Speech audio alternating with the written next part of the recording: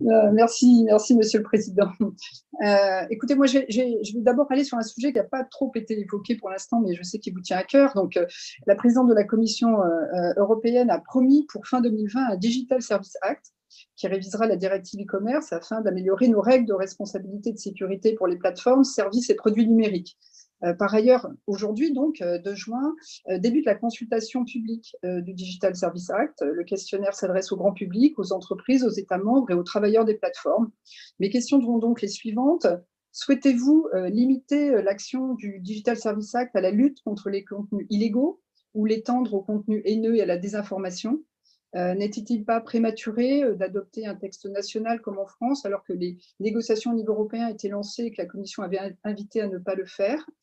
La responsabilité des hébergeurs fait débat. Quelle position défend la Commission européenne concernant le cadre de responsabilité des hébergeurs dits intermédiaires? Quels sont les critères privilégiés pour définir les plateformes structurantes? Quelles sont les pistes à l'étude pour faire évoluer le droit de la concurrence et permettre à de nouveaux acteurs alternatifs d'émerger? Donc, quelles sont les différentes propositions concernant le ciblage publicitaire, les dispositifs favorisant l'interopérabilité? Allez-vous vous attaquer à la viralité, à une plus grande transparence de la finalité des algorithmes? Et concernant le calendrier, est-ce qu'on aura bien quelque chose d'ici la fin de l'année?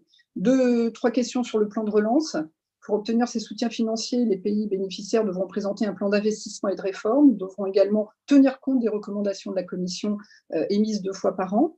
Des outils de contrôle de destination des fonds seront mis en place. Cela correspond à ce qui était souhaité à juste titre par les CAT, que l'on présente comme frugaux, mais évoluer les besoins, définir les critères, savoir où va l'argent est fléché, c'est ce que nous devons aux citoyens, et stigmatiser leur contribution, comme vous l'avez dit, paraît délétère. Donc, des questions demeurent sur le contrôle politique exercé sur l'exploitation des fonds levés. Concernant les plans d'investissement et de réforme, quel type de contrôle sera-t-il exercé pour veiller à la bonne application du plan? Et de quelle manière pensez-vous qu'il pourra s'exercer de manière pertinente? Pour amortir le choc économique lié à l'épidémie, des mesures d'urgence ont déjà été initiées à l'échelle de l'Union européenne.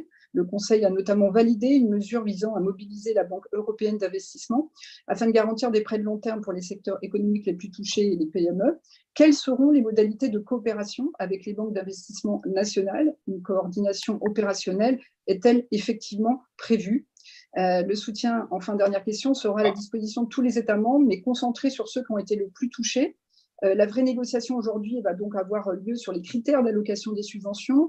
A priori, la Commission a retenu le poids démographique, la richesse, le taux de chômage, qui sont donc des critères retenus, mais certains pays comme la France avaient évoqué le taux de mortalité, qui est évidemment un critère très compliqué, et également les taux de faillite. Donc, va-t-on parvenir à se mettre d'accord sans heurts majeurs? Je vous remercie.